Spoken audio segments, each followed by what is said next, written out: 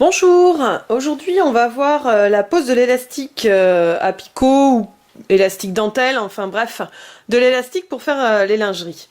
On va partir d'une base de petite culotte petite fille, toute simple, pour lequel on va poser un élastique picot que j'ai là.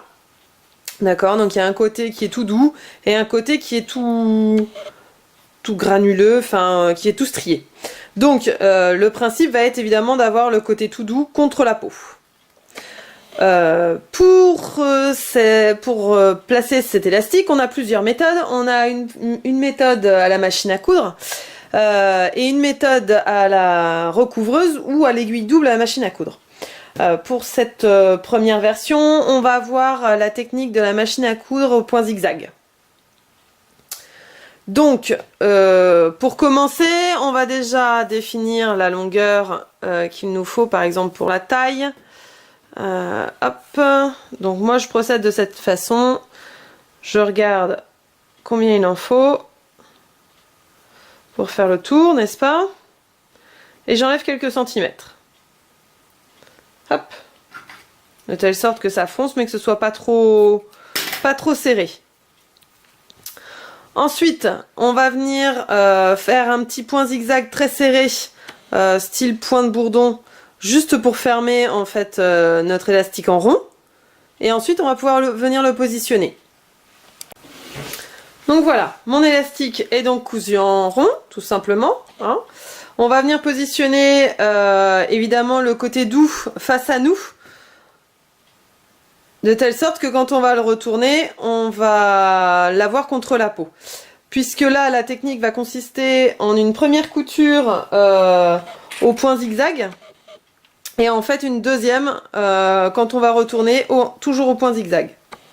Donc on place notre élastique de telle sorte d'avoir à peu près nos quarts. Donc là, mes quarts sont bien préparés, d'accord? Et on va pouvoir passer à la machine à coudre avec un point zigzag, un petit peu allongé quand même, de telle sorte que il fasse environ 2 de longueur, et en largeur, je laisse à 3,5 à peu près. De telle sorte qu'on ait une bonne largeur de couture. Alors juste une petite précision sur l'aiguille. Personnellement, pour tout ce qui est lingerie, je prends une aiguille de 70 et non pas plus gros, parce que je trouve qu'après ça fait vraiment très gros. Donc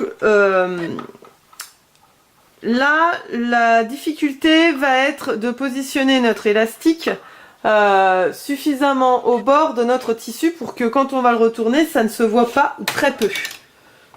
Qu'on n'ait pas trop à recouper non plus. Et quand on va venir coudre, c'est de coudre au plus près de nos petits picots ici. D'accord? Donc vraiment à gauche de notre élastique. On va, de la même manière que n'importe quel élastique, on va faire 2-3 points. Hop. Ensuite, on attrape les fils derrière. Hop.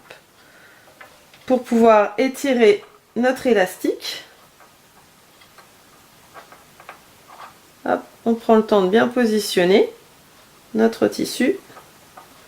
Et on y va.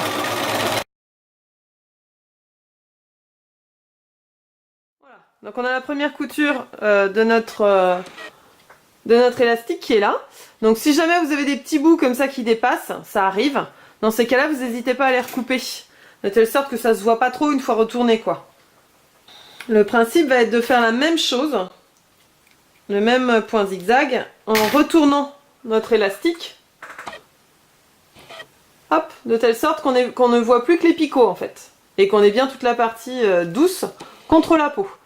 Donc là, le même principe que tout à l'heure, ça va être d'avoir le point de notre de couture, ça va être d'être à l'autre bout en fait de notre élastique, ici, pour bien prendre cette partie-là et éviter que ça se retourne une fois que le vêtement est porté. Donc de la même manière, on va venir étirer.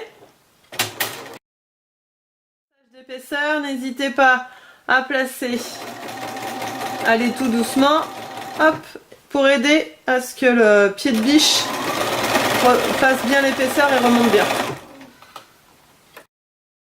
Et on termine avec un petit point arrière. Hop. Et donc voilà, on a bien notre élastique picot qui est quand même cousu et suffisamment élastique. Voilà pour cette première version, j'espère qu'elle vous aura servi et puis à très bientôt.